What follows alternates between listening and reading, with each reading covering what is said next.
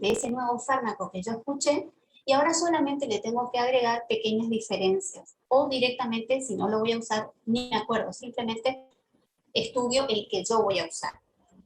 Lo otro que cuando se enfrenten a, lo que tienen que saber es que cuando se enfrenten a farmacología van a ver que cada grupo tiene habitualmente 5, 10 y hasta 12 fármacos que forman parte de ese grupo. Por ejemplo, vamos otra vez a los IECA. Los IECA está el ramipril, el enalapril, el lisinopril, el captopril, todos los que terminan en pril están metidos ahí en una bolsa, en ese grupo, todos actúan inhibiendo a la misma enzima, todos tienen prácticamente las mismas acciones farmacológicas en general, ¿sí? Pero no es obligación mía, ni de ustedes, ni de nadie en este mundo, acordarse el listado completo como nos pedían antes, sino que ustedes tienen que acordarse obligatoriamente lo que se llama el prototipo, que generalmente el docente cuando les da el teórico les debería marcar, y si no por ahí algunos libros lo marcan en negrita o si no con un asterisco, pero lo ideal es que el docente les marque cuál es el prototipo del grupo y cómo se elige el prototipo. No porque a Isabel Hartman le guste este, porque este me acuerdo más fácil, o porque me acuerda algo, entonces a este yo lo voy a marcar, sino que el prototipo sale de todo un análisis que se estudian todos los fármacos de ese grupo y el que tenga más eficacia, más seguridad, más conveniencia para los pacientes en general y para la patología en particular que se está estudiando, es el que se marca como prototipo. Y después yo comparo todo el resto de los fármacos de ese grupo con ese prototipo. Entonces, si yo digo que de los IECAS, ¿sí?, el prototipo es el enalapril, yo el que tengo que saber es el enalapril de arriba abajo, y después cuando yo estudio o miro, a ver, lisinopril, marco solamente las diferencias con el enalapril, comparo con mi prototipo de grupo, porque si no, no hay cabeza del ser humano que permita tener tanta información en la cabeza. O sea, que vamos a tratar de guardar en nuestra cabeza, dentro de nuestra sinapsis, la información precisa y necesaria para vivir sin libros, sin computadora. Pues el resto se busca todos en libros y en computadoras. En esta época de en celulares, lo que sea, ¿sí?, en esta época de la conexión, por ahí no hace falta saber todo de memoria, ¿sí? Pero ciertas cosas hay que saber porque si no, no podemos ni siquiera saber lo que sabemos o saber lo que no sabemos. Dicho esto, vamos al tema específico de hoy. Vamos a empezar con la farmacocinética. La farmacocinética es la rama de la farmacología que estudia el paso o la circulación del fármaco a través del organismo en relación al tiempo y a la dosis. Lo más importante, que ustedes sepan que farmacocinética tiene que ver con el movimiento, es decir, cómo el fármaco se va a absorber desde acá, cómo se va a absorber, cómo se va a distribuir. Después lo tenemos que metabolizar, de alguna manera, algunos sí, otros no, y lo tenemos que excretar. Todo este movimiento, este circuito, que a veces es completo y a veces no, a veces hay fármacos que no lo hacen en forma completa, vamos a ver ahora cuáles son los pasos.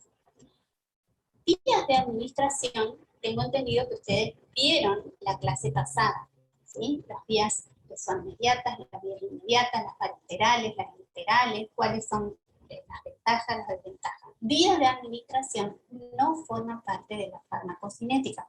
La van a encontrar en el capítulo de la farmacocinética porque en algún lado hay que ponerlo.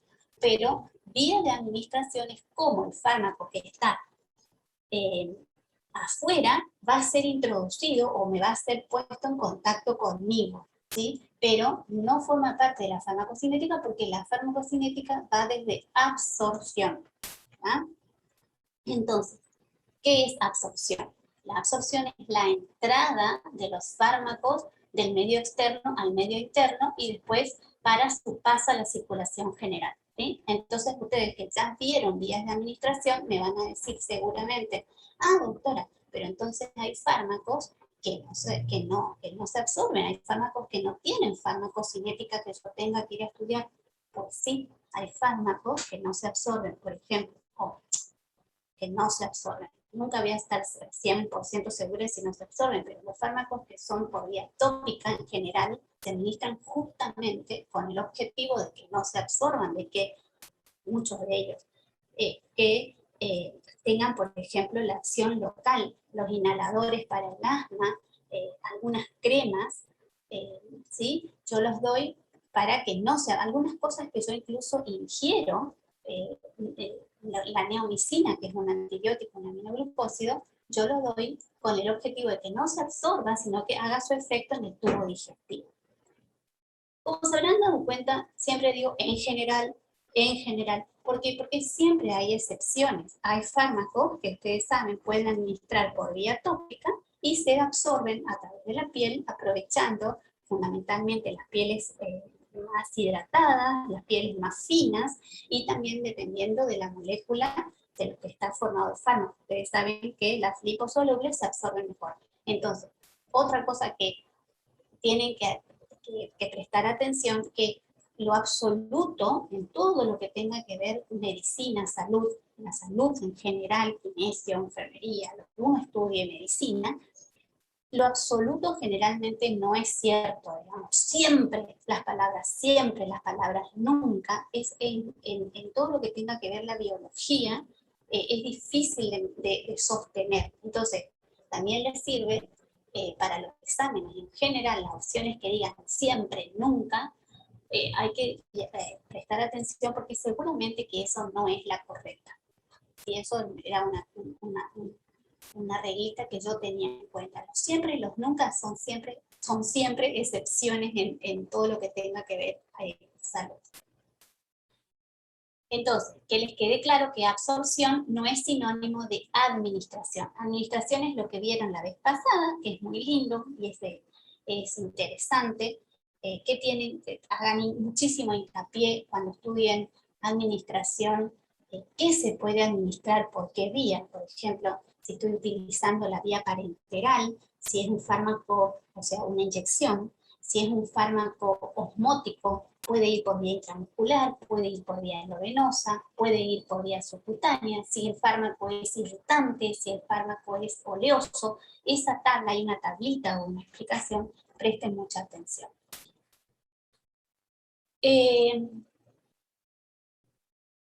Acá esto dijimos que tras administrarse el fármaco debe ser absorbido, algunos actúan directamente en el sitio y otros pasan a la circulación general. Ahora, ¿cómo se absorben los fármacos en general? Tanto en piel, en mucosas, en el tubo digestivo, donde sea que ustedes lo hayan aplicado el fármaco, cual sea la vía de administración que hayan utilizado, debe pasar la membrana, no deben pasar membranas, ¿sí? O la mucosa digestiva, o nuestra piel, o lo que sea. Y estas membranas, ustedes saben que están formadas por células. Y o sea, tenemos que atravesar membranas basales o membranas de células para hacer un transporte transcelular o paracelular, pero siempre está atravesando estructuras que son fosfolipídicas. Por lo tanto, para la absorción, siempre que la molécula sea una molécula lipídica, va a absorberse mejor. Escúchenme, la molécula. La molécula es el fármaco, ¿sí? Por ejemplo, si yo estoy utilizando el ibuprofeno, yo necesito, para absorberse, que esa molécula de ibuprofeno, esa molécula de enalapril, esa molécula de atenolol del fármaco, sea lo más liposoluble posible. Cuando más liposoluble sea, cuando más chiquitita sea la molécula, más fácil va a atravesar una membrana. Ustedes ya saben cuando vieron transporte a través de membrana en las materias anteriores. Yo no voy a volver a eso, porque si no el teórico se hace interminable. O sea, ustedes tienen que rescatar ese conocimiento previo de todo el transporte para poder razonar esto. ¿Cuál es el transporte entonces más utilizado en la absorción o en el movimiento de la molécula en cualquier lugar del cuerpo? La difusión pasiva. La difusión pasiva es la que ustedes estudiaron ya, que tiene un montón de principios, ¿sí? Que no voy a volver a repetir, pero lo que más me importa es que lo que más cuenta con esta difusión pasiva, o sea, lo que más depende de la difusión, para la difusión pasiva es esa liposolubilidad. Insisto, la liposolubilidad de la molécula. del componente. Yo puedo tener, por ejemplo, una ampolla hidrosoluble, con contenido hidrosoluble, o sea, yo miro la ampollita del medicamento y es agua lo que hay adentro, prácticamente, o sea, que yo sé que es agua, entonces es un componente acuoso. De eso depende cuál es la vía por la cual yo voy a inyectar ese medicamento. ¿Se entiende? Entonces, vamos a decir que esto que ustedes están viendo acá es una ampolla, ¿sí? Si esto tiene agua, un componente acuoso adentro, yo lo puedo administrar por lo que ustedes estudiaron la vez pasada, por la vía de administración que a mí se me ocurra, porque nosotros somos un altísimo porcentaje de agua, o sea que si yo me doy intramuscular, subcutáneo, me la doy endovenosa, a mí no me va a hacer nada porque acá adentro hay agua, ¿sí? Entonces, ahora, si esto fuera oleoso, algo espeso, yo no puedo poner en la vena, no puedo poner endovenoso, porque si no me va a hacer émbolos y me va a hacer un accidente cerebrovascular isquémico, me va a dar un infarto, me va a dar un tromboembolismo del pulmón, cualquier cosa, porque estas gotitas de grasa van a ir a impactar en cualquier lado del organismo. Ahora, la difusión pasiva, estamos hablando de las moléculas que están adentro de esta ampolla que está acá, dentro del agua o dentro del aceite o dentro de lo que hay acá. Yo tengo moléculas pequeñas que son las que me van a hacer la acción farmacológica que yo quiero. De esa molécula estamos hablando acá en la difusión. Esa molécula yo necesitaría, lo mejor posible para mí sería que sea liposoluble y sea pequeñita. ¿De qué depende la liposolubilidad? La liposolubilidad depende muchas veces, o está íntimamente asociada con el pH. En el libro van a encontrar 2 carillas aproximadamente hablando de esto que está acá en naranja y amarillo. Yo no necesito, y nadie necesita que ustedes sepan todas esas 2 carillas. Tienen que saber esto. Cuando una molécula está no ionizada, o sea, cuando está chiquitita, yo siempre digo, es redondita y no tiene cargas expresadas, va a ser liposoluble. ¿Sí? ¿Por qué? Porque al no tener cargas expresadas, no va a chocar con las cargas que tiene la molécula y no se va a quedar pegada en la membrana. En cambio, cuando la molécula está ionizada, es decir, cuando está como expresados sus iones, sus cargas positivas y negativas, está polarizada, entonces no va a atravesar también las membranas, que son, dijimos, fosfolipídicas, entonces a esa molécula se denomina hidrosoluble. Entonces, esto tienen que acordarse, la no ionizada, no polar, es liposoluble. La ionizada y polar es hidrosoluble. Para la absorción de un fármaco y para que el fármaco se mueva a través de cualquier molécula, porque digamos que yo necesito que se absorba, entonces cuando más liposoluble es, más se va a absorber. Necesito que después que se absorba, que entre adentro de un vaso sanguíneo para irse a donde tenga que irse. Entonces tiene que pasar la pared del vaso sanguíneo. Necesita otra vez atravesar membrana. Cuando más liposoluble es, mejor. Después va a necesitar salir otra vez de ese vaso sanguíneo, meterse quizás en una célula para poder actuar. ¿Me entienden? O sea, no solamente es necesario el transporte a través de membrana al momento de la absorción, sino que el transporte a través de membrana se utiliza, la molécula utiliza en todo su movimiento de la farmacocinética. ¿Se entiende? Acá, vamos con esta tabla. Las moléculas van a ser menos polares, las ácidas, las moléculas ácidas van a ser menos polares en medios ácidos. Mientras que las básicas van a ser menos polares en un medio básico. O sea, si yo estoy tomando ibuprofeno, aspirina, paracetamol, que son todas moléculas ácidas, van a estar menos polarizadas o más liposolubles en el estómago. ¿Tá? Si yo estoy tomando una molécula básica, alcalina, va a estar menos polarizada en el intestino. Entonces, yo, por teoría, podría decir que los ácidos se absorberían mejor en el estómago y las bases se absorberían mejor en el intestino. Eso es en teoría. ¿Por qué? Porque si ustedes comparan la superficie de absorción del estómago con los metros cuadrados, muchos metros cuadrados de superficie del intestino, obviamente que el intestino, por más que sea básico, ácido, polar o no polar, le termina ganando al intestino, al estómago en cuanto a volumen de absorción. Por eso esto es bastante teoría, pero suelen haber preguntas entonces. Acuérdense que las moléculas ácidas van a estar no polarizadas en el estómago, por lo tanto se absorberían mejor en el estómago, y las moléculas básicas van a estar no polares, ¿sí? en el intestino y se absorberían mejor en el intestino. Pero por superficie, el intestino suele ser el sitio de absorción de prácticamente todos los fármacos, con ligeras excepciones. Cuando vieron vías de administración, vieron que siempre vamos para atrás, vamos para adelante, vamos para atrás. Cuando vieron vías de administración, ustedes habrán revisado que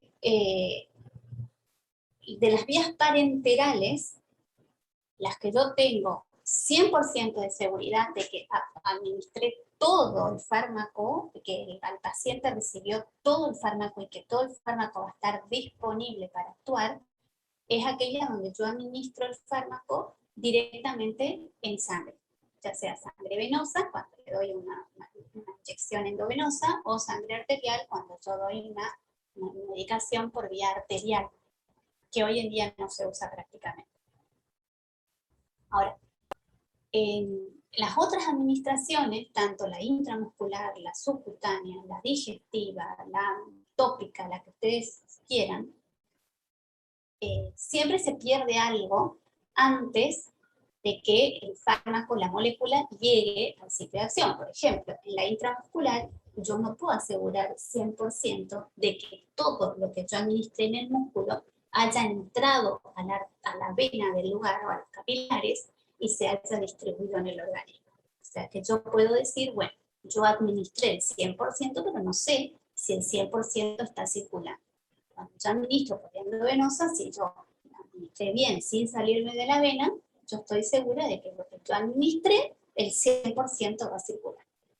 Una de las cosas que van a leer cuando estén repasando en el libro es el metabolismo de efecto del primer paso. Este metabolismo de primer paso se revisa fundamentalmente o se tiene en cuenta fundamentalmente cuando uno administra el fármaco por vía oral digestiva, tragando el fármaco o colocándolo debajo de la lengua.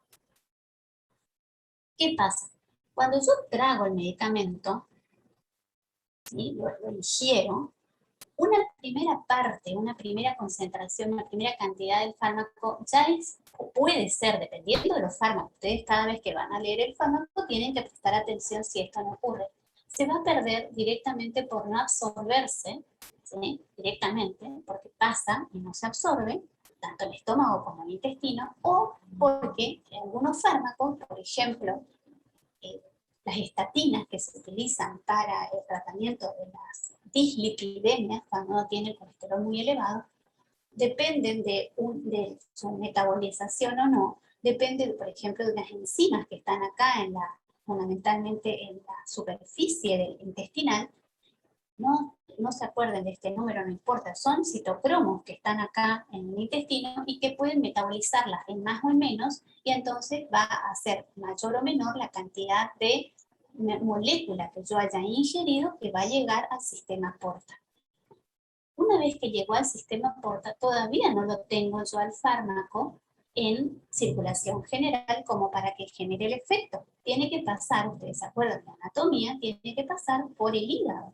¿Sí? Sistema porta, hígado. En el hígado se encuentra con un montón de enzimas de biotransformación que, ¿por qué no van a metabolizar a la molécula? Se encuentran con una molécula en el camino y el hígado es el encargado justamente de metabolizar todo aquello que es metabolizable. Entonces el hígado otra vez metaboliza un poco de ese fármaco que yo me lo he tomado y obviamente lo desactiva otra vez. Entonces, lo que llega a la circulación general, que es acá, y para que el fármaco vaya a hacer su efecto general, va a ser mucho menos que lo que yo tomé. Entonces yo administré 100%, pero acá esta cantidad que llega a la circulación general, que se llama biodisponibilidad, esta biodisponibilidad nunca es del 100%.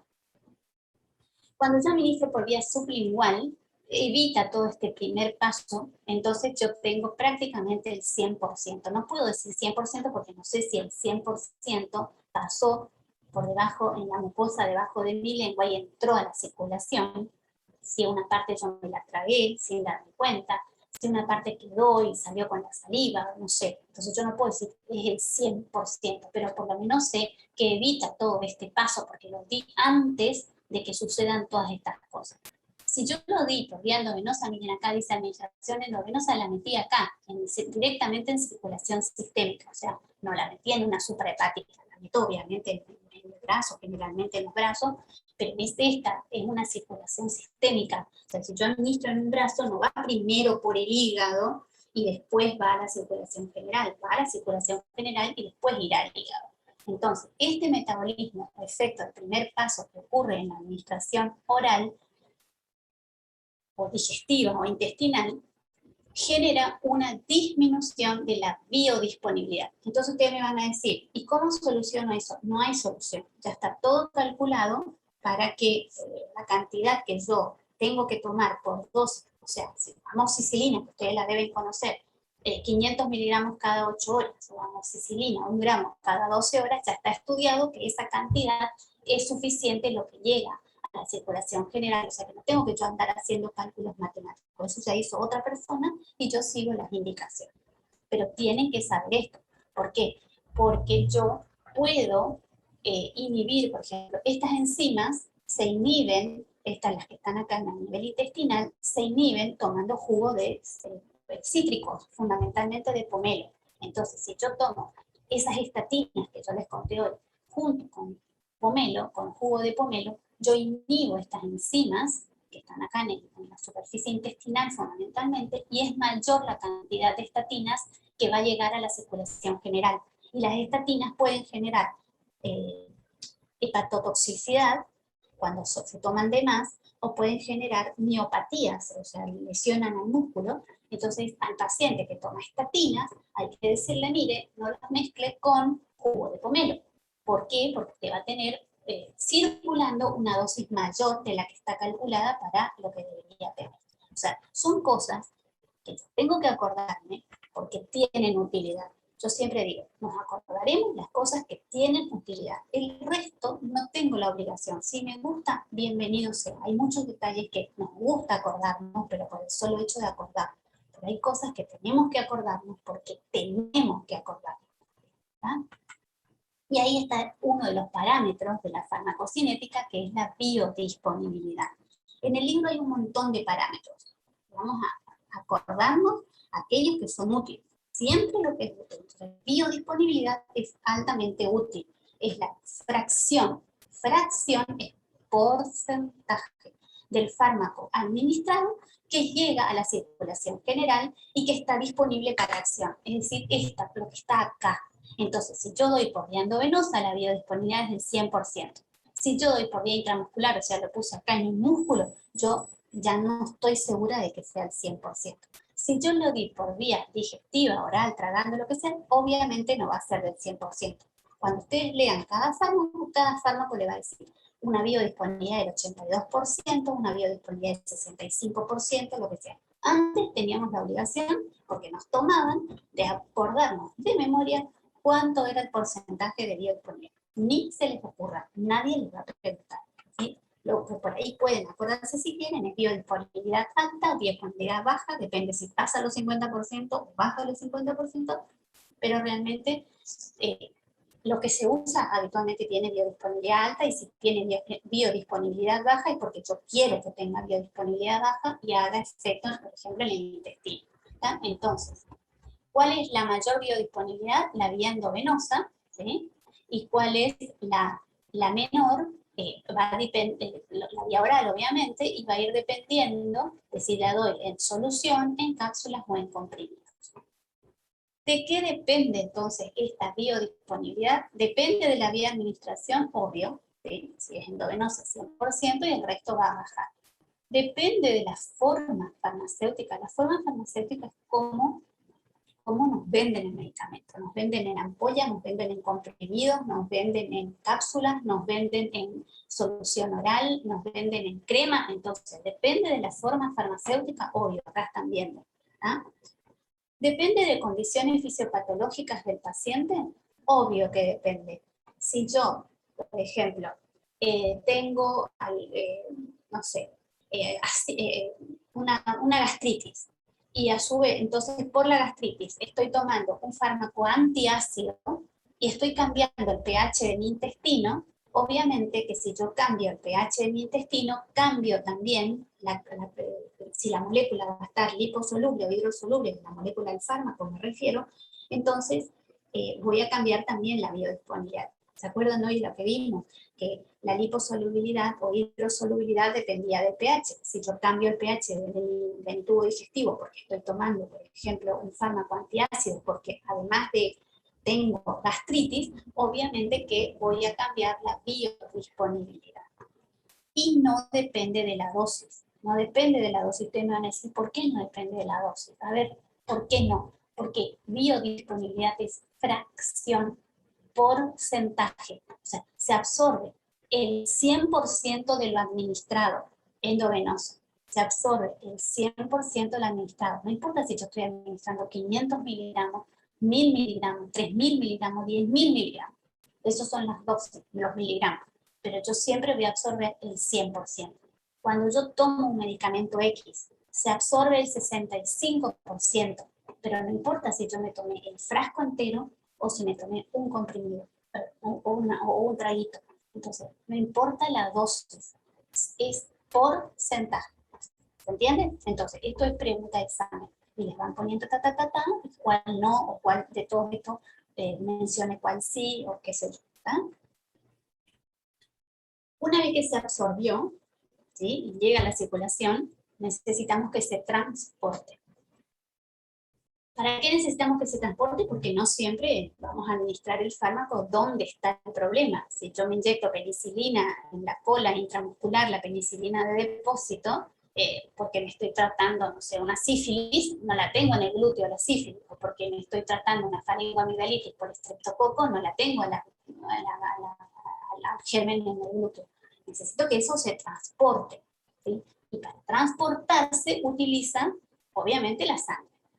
¿Cómo van los fármacos en la sangre distribuyéndose o transportándose? Una parte va a ir libre en el plasma, ¿sí? Y una parte va a ir en el suero, que voy a hacer, y una parte va a ir unida a las proteínas del plasma. Van a ir unidas a la albúmina o a las glucoproteínas. Vocal con vocal, consonante con consonante, nunca más. ¿Con quién van unidas las albúminas? Con las vocal, con las ácidas, con las proteínas ácidas.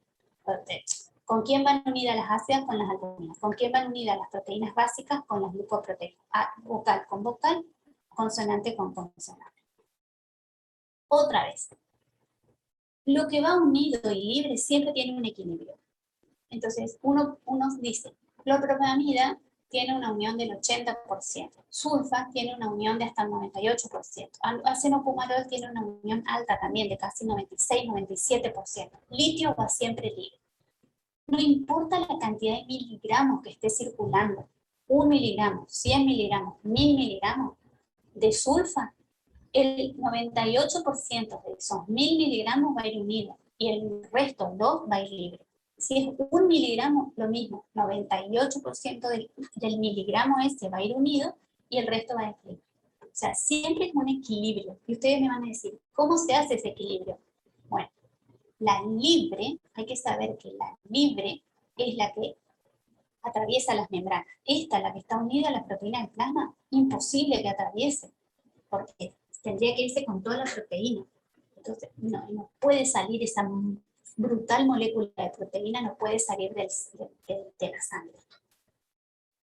Es la que tiene que, la libre es la que entra y se une al receptor o hace el efecto. La libre es la que entra al hepatocito para metabolizarse. La libre es la que se excreta, porque en el riñón no perdemos, hablamos de condiciones normales. En el riñón yo no pierdo proteínas, si no estaría en un síndrome nefrótico, una proteinuria, ¿sí? Eso no es normal.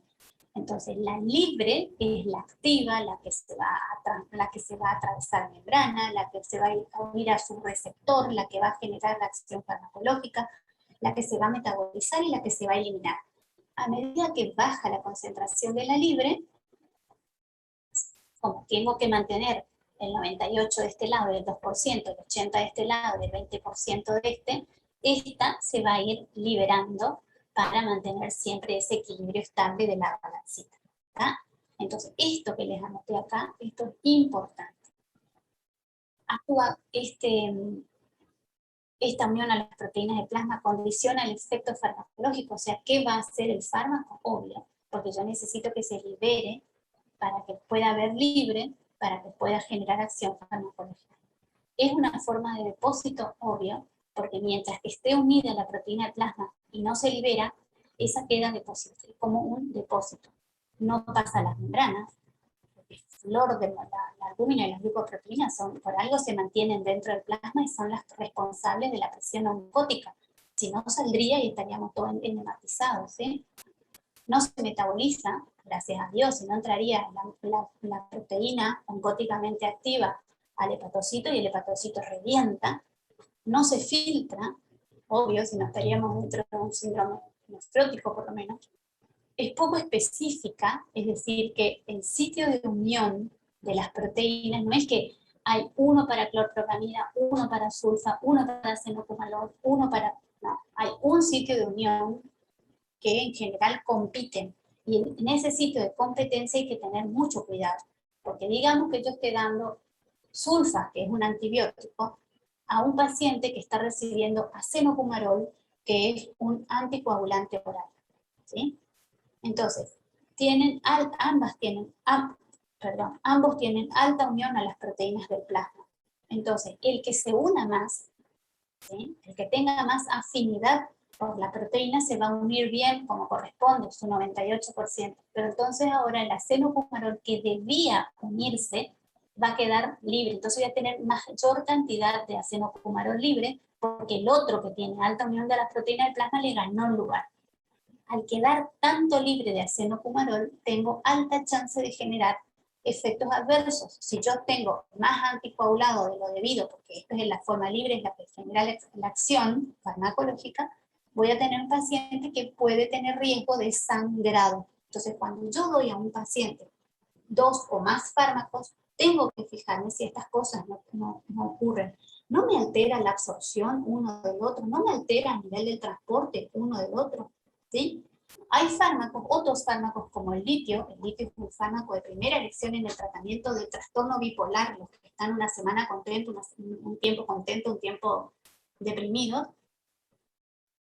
Entonces el litio se transporta totalmente libre, no tiene ninguna unión a las proteínas del plasma. Entonces, litio no va a competir con nadie acá, pero estos que tienen unión pueden llegar a competir y generar efectos adversos porque interaccionan. Este es un tema que ustedes tienen que empezar a manejar. Interaccionan a nivel del transporte proteico.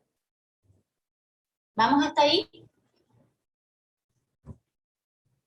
¿Se entiende? Sí, profe. ¿Van bien? ¿Alguna preguntita?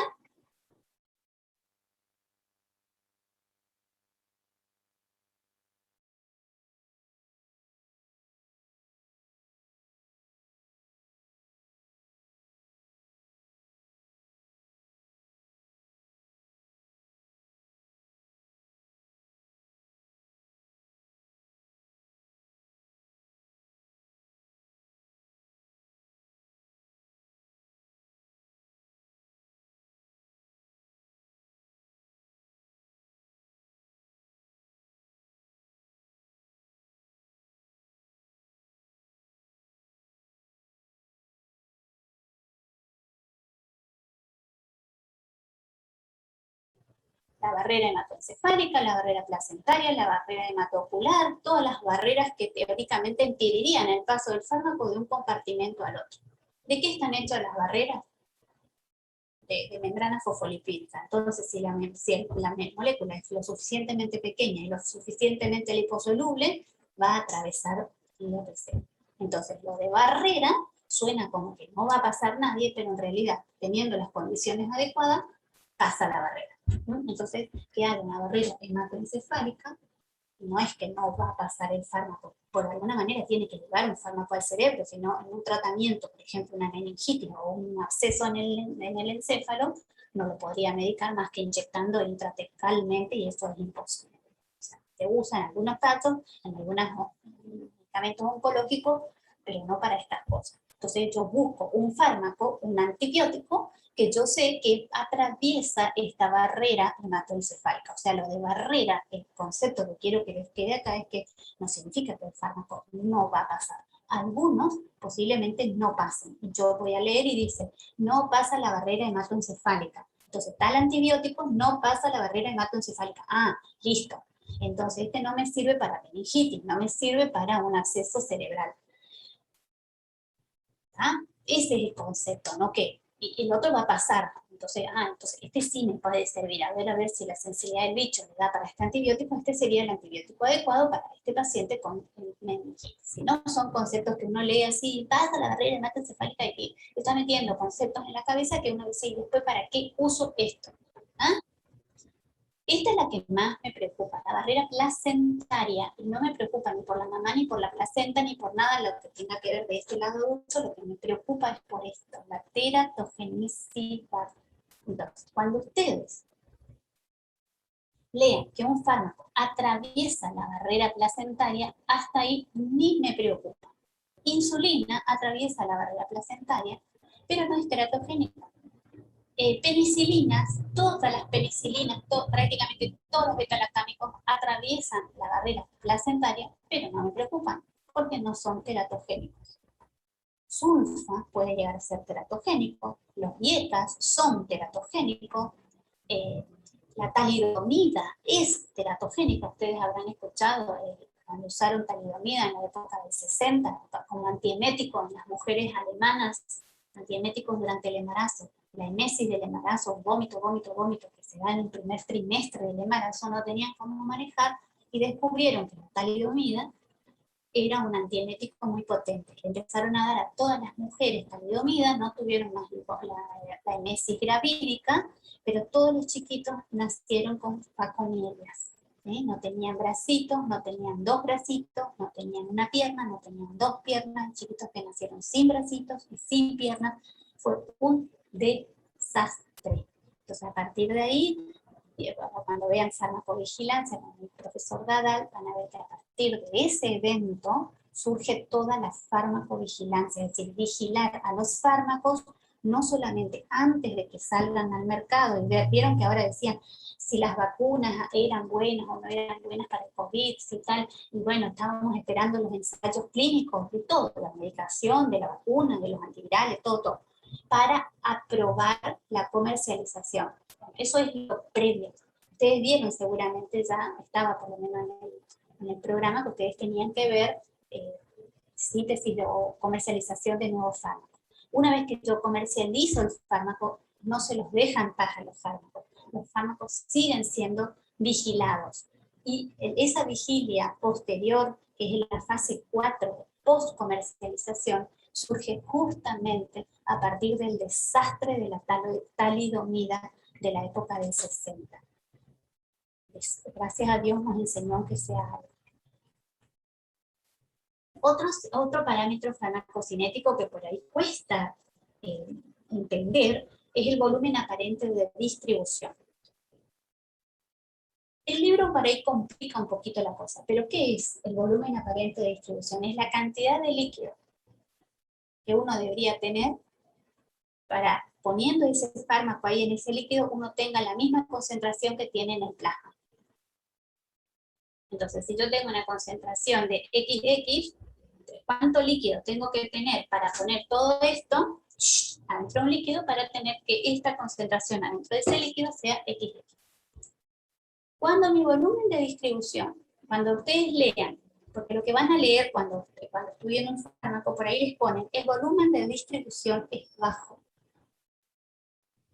¿Esto para qué me sirve? Bueno, significa que si volumen de distribución es bajo, el fármaco se lo administra por la vía que sea, llega al plasma, circula en el plasma, no sale mucho y se elimina. Ustedes me van a decir, ¿para qué sirve entonces algo que está girando, no hace nada y se va? Y bueno, algunas cosas, justamente eso es lo que yo busco. Por ejemplo, en las quinolonas, que son unos antibióticos, la norfloxacina, específicamente la norfloxacina, dentro del grupo de las quinolonas, tiene un volumen de distribución bajo. Entonces, ¿qué hace? Yo tomo norfloxacina, gira por mi cuerpo y se va rápido a eliminar por orina. Entonces se convierte en un antibiótico muy bueno para el tratamiento de las infecciones urinarias. ¿Por qué? Porque no me hace nada extra en el cuerpo, o potencialmente no me hace nada extra, y ya se va directamente a la eliminación renal, que es donde yo lo necesito, para que mate los bichos que están en mi vía urinaria. En cambio, ciprofloxacina, que es del mismo grupo, también es una quinolona. Vieron que la otra es norfloxacina, esta es ciprofloxacina. Si yo tomo ciprofloxacina, que tiene un alto volumen de distribución, yo la tomo y la ciprofloxacina se puede meter por muchísimos lugares de mi cuerpo. Entonces, por ahí yo uso ciprofloxacina para otro tipo de infección, ¿sí? Obviamente la voy a combinar posiblemente con otro, pero bueno, no importa, yo podría utilizar combinado con otros antibióticos para, no sé, tratamiento por ahí de una sinusitis o el tratamiento de una otitis, ¿sí? Entonces, y en cambio, yo no pensaría en dar norfloxacina para una sinusitis, porque yo sé que yo me lo tomé, giro y se fue a la orina. En cambio, ciprofloxacina, que es del mismo grupo farmacológico, yo lo tomo y puede llegar a los espacios sinusoidales. ¿Se entiende? Eliminación. Una vez que el fármaco yo lo tomé, se distribuyó, anduvo por ahí, después hizo su efecto, su acción farmacológica que ya vamos a ver, tenemos que preparar a ese fármaco para eliminarlo. Hoy dijimos que entonces tenemos o que metabolizarlo, que no siempre, ahora vamos a ver, y lo tenemos que excretar. En la metabolización hay muchísimos lugares donde se puede metabolizar fármacos, pero el prototipo metabolizador es el hígado. Y el hígado metaboliza fármacos, así como metaboliza comida, en dos fases. Una fase 1, y que ocurre en el citocromo, en todo ese sistema de citocromos, que son millones. Cuando uno estudia citocromo P450 cree que es una enzima, son miles de enzimas. Y la fase 2, o citosólica, en el citosol. En la fase 1 ocurren reacciones de no síntesis, de oxidación, de reducción, etcétera, etcétera, donde fundamentalmente la molécula pierde propiedad biológica, o sea, pierde su capacidad de hacer algo. Y de ahí pasa al citosol, y en el citosol la van a unir con algo, con ácido glucurónido, con ácido sulfúrico, con lo que sea, o sea, la conjugo con algo para hacerla más hidrosoluble para que se elimine. Entonces, fíjense la moraleja. Hoy dijimos que para absorber y para que se meta por todos los lugares, yo lo que más necesitaba era que sea liposoluble, para que atraviese membranas. Y ahora lo que más necesito es que se convierta en algo lo más polar posible, o sea, que no me atraviese ningún tipo de membrana, y lo más hidrosoluble posible para que vayamos a eliminar. Ahora ya van a entender mejor. Entonces, en la biotransformación, yo tengo Profe, sí, señorita. buen día. Buen día. Antes de que siga avanzando con las vitaminas, ¿puede retroceder 2 de 3 donde hablaba de la norfloxacina? Creo que fue en volumen acá. Ahí sí. Mira, norfloxacina.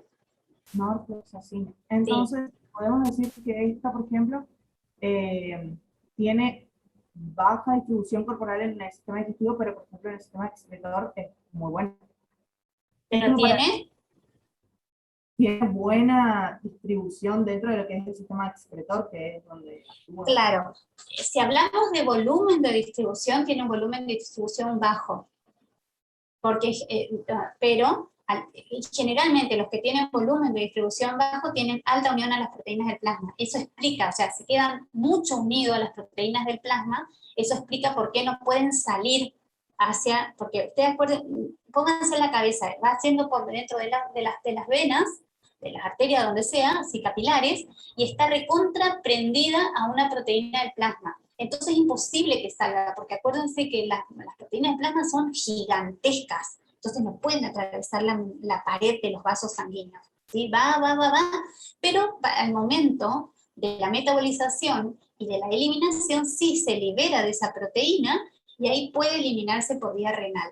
Entonces, tiene baja distribución sistémica, pero adquiere una alta concentración en vías urinarias en forma activa, porque como está tan unida a las proteínas del plasma, tampoco puede metabolizarse en el hígado. Entonces, cuando llega al riñón y se tiene que excretar por filtrado glomerular y la proteína la larga para que se filtre, está activa todavía. Entonces, fíjense, algo que podría ser un problema, porque si yo quiero tratar norfloxacina, usar norfloxacina para una sinusitis, no me sirve para nada, es un dolor de cabeza, digo yo, ay, esta porquería que no se suelta, ¿sí? Pero no, tengo la ventaja de que va activa hasta la orina y se elimina activa, porque casi todos los fármacos se eliminan activo por orina, pero el problema es que pueden haber sido ya metabolizados antes, entonces se eliminan por orina, pero no me sirven de nada.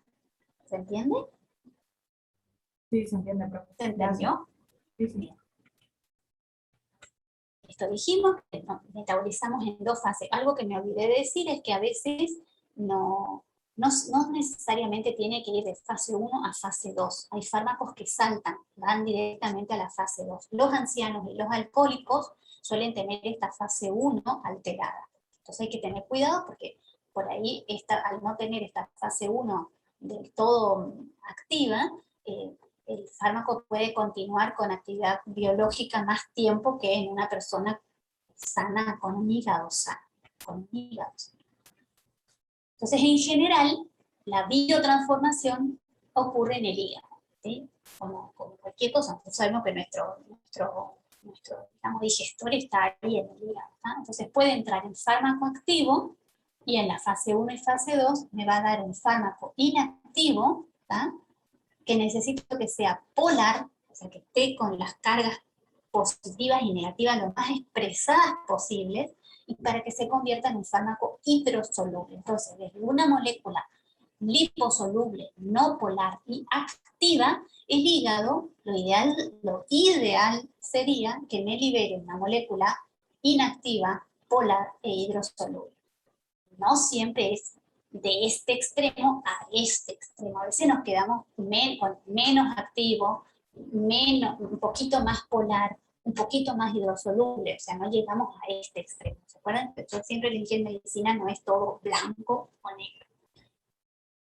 Hay fármacos que necesitan saber ustedes contados fármacos, el enalapril, el captopril, algunos ejemplos, que yo los tomo no como fármaco activo, cuando yo lo ingreso a mi organismo es un profármaco, que necesito que se metabolice primero para convertirse en un fármaco, o sea que ese profármaco al momento de ingerirlo no es activo. Necesita un primer paso por el hígado y ahí se convierte en un fármaco activo y después en el segundo, tercer, cuarto, quinto paso por el hígado, porque la sangre sigue girando, ¿sí? Como la canción, recién se va a convertir en este metabolito inactivo. A esos que son contados se llaman profármacos. ¿Se entiende? Entonces, el concepto es que el metabolizador en general es el hígado. El hígado lo hace en fases y la idea de la metabolización, sea en el hígado, donde ustedes lean que se metabolice el fármaco que están leyendo, es que su fármaco, que era activo, que era liposoluble, se convierte en un fármaco lo más inactivo posible, lo más polar posible y lo más hidrosoluble posible, que ya vamos a ver para qué necesitamos esto. Ahora ustedes me van a decir, y el fármaco que ya entró hidrosoluble, porque yo no todo solamente me medico con fármacos que son liposolubles, también me medico con fármacos hidrosolubles. Bueno, si yo leo que el fármaco que estoy consumiendo, como por ejemplo el atenolol, es un fármaco que de base ya es hidrosoluble, él no va a hacer metabolización hepática. Yo lo voy a tomar el atenolol, va a girar el atenolol, va a hacer su efecto y se va a eliminar. No necesita ser metabolizado. Entonces, hay fármacos que son los liposolubles, que yo voy a necesitar del hígado o del órgano que sea para que lo metabolice y después se elimine. Y hay fármacos que ya entraron polares hidrosolubles porque ya vienen originalmente así, porque así es la molécula, que no necesitan metabolización. ¿Se entiende? Es un concepto que por ahí cuesta entender al principio cuando uno por primera vez está revisando farmacología, pero acuérdense de eso, que hay fármacos que no necesitan ser metabolizados. ¿Por qué? Les van a decir, ¿por qué no necesitan ser metabolizados? No, porque ya entraron polares e hidrosolubles. La excreción, así como dijimos que la metabolización es 99.99% de los casos el rol del hígado, la excreción, uno piensa en excreción y piensa en riñón. Ahora, la excreción puede ocurrir por muchas otras vías, la vía biliar, por las heces, por el sudor, por las lágrimas, por la saliva, ¿sí? Una de las rifampicina, que es un antibiótico que se usa para el tratamiento de que conservamos nosotros para el tratamiento de la tuberculosis, tiene otro, el estafilococo meticilino resistente, pero es un fármaco que no debería ser usado corrientemente porque hay que conservarlo para indicaciones específicas. Esa rifampicina tiñe de naranja todas las secreciones. Si uno por ejemplo, se puede tomar mucha rifampicina, se pasa un papelito tisú o se saca lagrimitas, todo queda con un tinte anaranjado. Y eso a uno le da la evidencia de que verdaderamente cualquier vía puede ser adecuada para eliminar un fármaco. Ahora, no vamos a comparar la capacidad de eliminación de una molécula del riñón con la transpiración, ¿sí? Entonces, como sitio de eliminación lo vamos a poner en especial el riñón. Sepamos que hay fármacos que tienen otras vías de eliminación. Una muy buena es a través de las vías biliares, entonces la medicación se elimina por heces, que es una buena alternativa cuando yo estoy con insuficiencia renal. Por ejemplo, si yo digo, fulanito de tal se elimina por vía renal, pero yo sé que este paciente en particular tiene insuficiencia renal, y bueno, ahí yo voy a tener que buscar un fármaco que haga lo mismo que el otro, pero que no se elimine por riñón, o a ver si ahí encuentro algo que se elimine por vía biliar. Entonces no es tampoco un dato que yo tengo que dejar libre así, que no importa por dónde se elimine. Hasta ahí tengo que seguir leyendo el fármaco, porque si no, no voy a saber todo. Ahora, ¿se acuerdan que habíamos dicho que llegábamos al riñón con la molécula unida a la proteína? Entonces acá, para que se filtre, necesitaba, en condiciones normales, que se elimine, que se libere de la proteína, porque la proteína no se filtra en condiciones normales. Una vez que se filtre, yo necesito, para que se filtre y que quede acá en el túbulo renal, yo necesito que esta molécula sea ionizada o polar e hidrosoluble, porque si fuera liposoluble, ¿qué va a pasar? Se va a meter de nuevo hacia el intersticio renal y va a volver a circular a mi cuerpo. ¿Se entiende? Por eso el hígado me ayudaba tanto en los fármacos liposolubles, porque el hígado era el encargado de hacer que esa molécula, que no era hidrosoluble, se convierta en una molécula hidrosoluble, la orina agua, y esa molécula que era no polar o no ionizada se convierta en una molécula ionizada y polar para que no pueda meterse de nuevo, porque acuérdense que esto, la pared de los túbulos, es membrana liposoluble, o sea, no hay membrana liposoluble, es célula, qué sé yo, pero en definitiva deja pasar todo lo que sea liposoluble. ¿Se entiende? Entonces, los fármacos se eliminan. Algunos van a ver que dice simplemente por filtración glomerular, algunos sufren un cierto grado de reabsorción tubular y otros sufren secreción tubular. Pero estos son los conceptos que ustedes tienen que saber. Para filtrarse necesita haberse liberado de la proteína, y para terminar siendo eliminado necesita ser lo más hidrosoluble posible y encontrarse lo más ionizada posible. Algunos fármacos tienen circulación enterohepática, o sea, de los que dijimos hoy que se eliminan por vía biliar, ¿sí? Una vez que llegan al intestino, las bacterias lo liberan de su conjugación del ácido glucurónido, del ácido sulfúrico, ese que los unió acá el hígado en la fase 2, y queda nuevamente la molécula capaz de volver a absorberse y hace una circulación enterohepática de la misma manera que conocemos que la vitamina K y otras cosas que sabemos que hacen circulación enterohepática. Entonces eso mantiene un poco la concentración del fármaco, eso ya está también calculado, ya se sabe todo, y la dosis que yo tomo no es que yo la tengo que volver a calcular y decir, bueno, este fármaco tiene circulación enterohepática, entonces tengo que darle un poquito menos. No, eso ya está todo calculado y con la dosis que me establece la regla de administrar tantos miligramos cada tanto, está perfecto. Simplemente es para que ustedes sepan que hay fármacos que tienen esta circulación enterohepática. La vida media. Dos conceptos importantes para vida media. Vida media es el tiempo que el organismo necesita para eliminar el 50% del fármaco administrado en el organismo.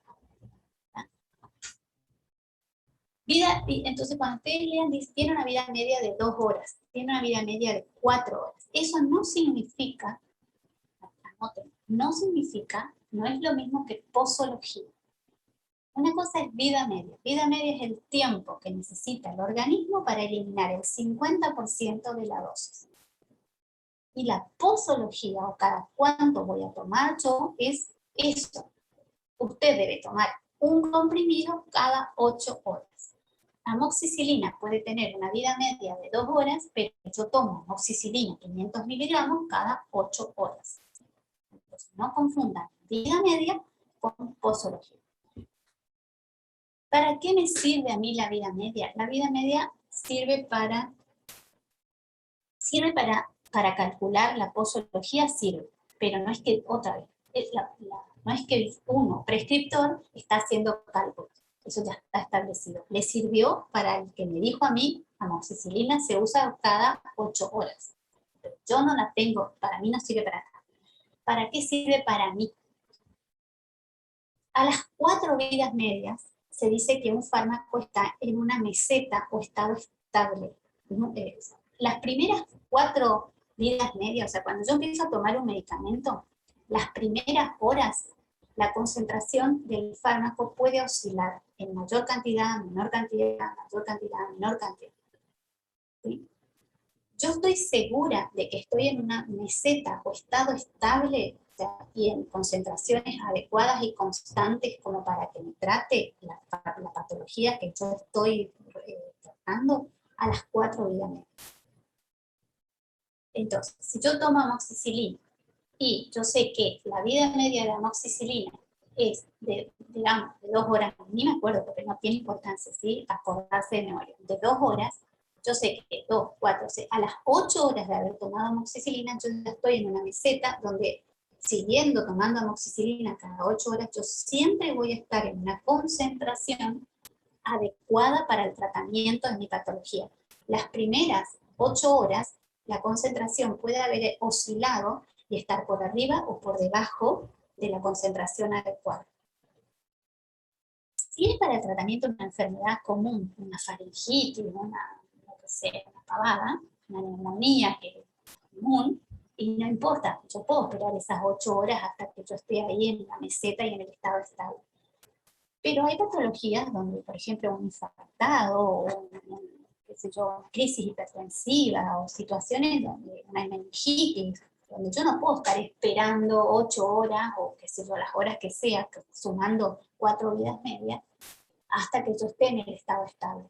Entonces, para esas situaciones, yo puedo utilizar la vía endovenosa. Entonces, yo por vía endovenosa le hago una carga o un bolo, se dice, una carga, entonces, por ejemplo, un infartado, ¿ah? Si yo estoy esperando 8 horas, se me muere.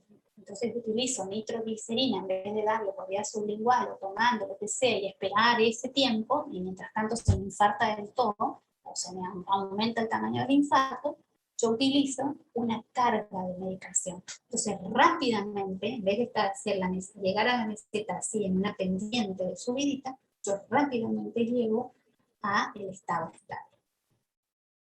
Entonces, una pregunta que siempre les van a hacer: ¿me voy a curar más rápido si me inyecto que si tomo el medicamento? ¿Qué opinión tienen ustedes? ¿Me curo más rápido?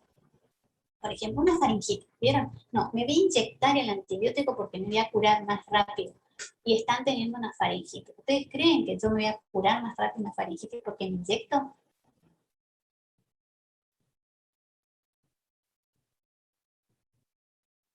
Creo que en teoría no, porque eh, vas a llegar igual a la vida media, esa que usted dice, o a la parte estable, va a llegar.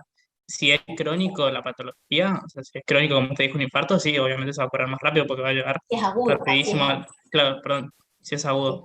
sí. Como un infarto, sí, porque va a llegar más rápido al estado estable. Pero si es una patología crónica, no necesariamente, creo. Exacto, al contrario, capaz que tengo la faringitis y tengo un absceso en el glúteo porque me pusieron mal en la inyección, ¿sí? O sea, estoy encareciendo la medicación y estoy sometiéndome a un riesgo. Entonces, ojo con eso de que me voy a curar más rápido. Hay situaciones donde se amerita la medicación parenteral. Hay patologías donde hay que esperar nomás la evolución natural de la enfermedad. Por más que yo me inyecte, no voy a curarme más rápido. Hay situaciones en donde yo necesito medicación parenteral, obvio, por urgencia, por mala situación clínica del paciente. Si el paciente está muy chocado, por ejemplo, está muy mal, también yo puedo pensar que su sistema digestivo está funcionando mal. Entonces lo que yo le dé por vía oral posiblemente no lo absorba. Entonces yo voy a tener una biodisponibilidad muy baja. Ahora ustedes ya saben lo que es biodisponibilidad, la cantidad de fármaco que está circulando. Entonces yo, para asegurarme de que la biodisponibilidad es la adecuada, por ahí, por lo menos al principio, en un paciente muy enfermo, yo agarro y decido comenzar por vía parenteral. Porque yo dudo si el paciente va a tomar o no va a tomar. Entonces, para asegurarme de que el paciente va a tomar la medicación, decido darle por vía parenteral. Y bueno, porque se me acorta el esquema de tratamiento, capaz que esto con una sola inyección soluciono su problema, en cambio va a tener que estar tomando comprimidos cada 8 horas durante 10 días, y dudo que lo cumpla. Entonces, hay situaciones donde amerita dar por vía parenteral, obviamente, no decimos que no, pero eso de estar inyectándose por cualquier pavada, no me parece, ¿sí? Siempre en medicina hay que usar la sinapsis, porque si no, estamos usando recursos y sometiendo al paciente a situaciones que no son las que corresponden.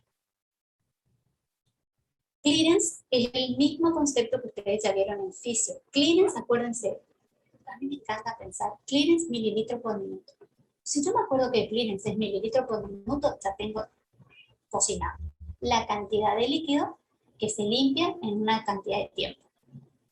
Entonces, el clearance renal, la cantidad de mililitros del plasma que se depuran, se limpian por minuto por acción del riñón. El clearance hepático, la cantidad de mililitros de plasma que se depuran o se limpian por acción del hígado en 1 minuto. El clearance total, la cantidad de plasma por acción de todos los sistemas de clearance. Entonces, si ustedes se acuerdan de clearance, es mililitro minuto. El clearance es muy importante conocer cuando uno administra fármacos, sobre todo hay fármacos muy nefrotóxicos que bajan el clearance renal, que dañan el riñón y disminuyen el clearance, y ustedes van a ver cuando lean que los fármacos por ahí se pueden administrar hasta que el clearance renal tenga un límite de 30 mililitros minuto. O sea, ¿sí? O por debajo de 50 mililitros minutos de clearance renal, usted tiene que bajar la dosis a un 50%, por debajo de 30 se contraindica. O sea, todo este tema de clearance, ustedes lo van a tener muy presente, lo tienen que tener muy presente cuando están administrando fármacos. Índice terapéutico, el índice terapéutico es nada más que la distancia que hay entre el efecto, digamos, en la curva esa de dosis-respuesta, ¿no es cierto? Dosis abajo respuesta, entre la dosis efectiva que yo necesito y la dosis tóxica. Hay fármacos que tienen un índice terapéutico entre la dosis efectiva que está circulando y la dosis tóxica, hay un espacio muy chiquitito. Entonces, en esos fármacos hay que tener mucho, mucho cuidado, porque si me caigo por abajo, estoy en subtratamiento, y si me caigo por arriba, empiezan los efectos adversos. Entonces, el índice terapéutico marca la rigidez con que yo tengo que controlar la dosis del paciente. Hay fármacos con índice terapéutico muy estrecho, como por ejemplo los anticoagulantes orales, ¿qué más? Algunos antidiabéticos, pero sobre todo los anticoagulantes. Estos anticoagulantes, si yo doy dosis muy bajas y me quedo por debajo del índice, voy a generar, le voy a estar dando el fármaco y el paciente igual va a hacer los efectos trombóticos, y si me paso, voy a estar por arriba y el paciente va a sangrar. Otros grupos son los antiepilépticos. Entonces, también estos pacientes, en esos fármacos donde ustedes lean, este fármaco es de un índice terapéutico estrecho, hay que tener mucho cuidado con la dosis, porque fácilmente me puedo quedar por debajo o por arriba. Bueno, hasta ahí a la farmacocinética, o sea, cómo se movía el fármaco en el cuerpo, cómo entraba, cómo circulaba, cómo se metabolizaba y se eliminaba. ¿Queda alguna pregunta sobre eso? ¿Qué hora es?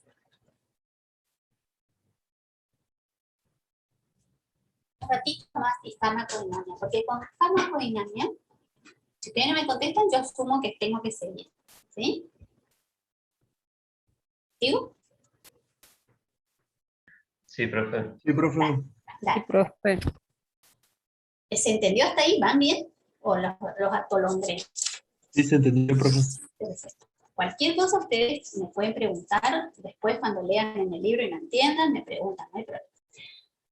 Farmacodinamia. El farmacodinamia, vamos a hablar del mecanismo de acción de los fármacos, es decir, qué hace el fármaco para poder generar su acción farmacológica. En este mecanismo de acción, o qué hace el fármaco, si el fármaco se acuerda que lo habíamos administrado, había circulado, y para generar, dijimos, su acción, necesitaba unirse a algo, hacer algo. Bueno, ese algo, ¿qué hace el fármaco para generar la acción farmacológica? Es la farmacodinamia.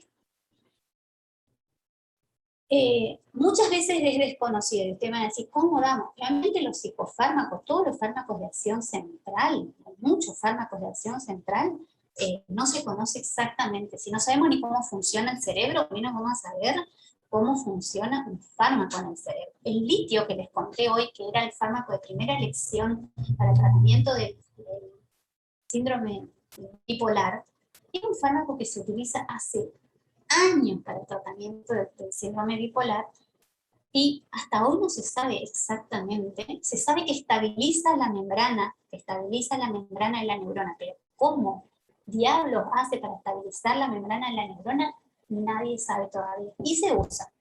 Los beta bloqueantes, hay efectos de los beta bloqueantes que todavía no conocemos y son fármacos recontra utilizados. O sea que a veces conocemos exactamente la molécula que hace que ese segundo mensajero mueve todo lo demás, y otras veces no sabemos mucho. Los fármacos, para hacer este mecanismo de acción, interaccionan con lo que nosotros llamamos receptores. Pero no piensen receptor como ese receptor de membrana, porque a veces no es un receptor de membrana. Entonces, llamamos en farmacodinamia receptor a cualquier molécula o componente de la célula o del organismo sobre el cual actúa nuestro fármaco. Que ya vamos a ver que ese receptor puede ser específicamente esos receptores que ustedes conocen, pero a veces es una enzima, a veces es otra cosa, ¿sí? A veces esta palabra receptor confunde, o sea, sería la diana. Entonces, la diana, donde va a actuar el fármaco, al que va a atacar ese fármaco para generar algo, puede resultar ser cualquier componente funcional de la célula. Por eso es que los fisiólogos, los biólogos, todo el mundo está buscando tanto cómo actúa cómo actúan las células, vieron que estaban enloquecidos para saber a ver cómo actuaba el coronavirus, cómo se metía, cómo giraba, qué nos hacía.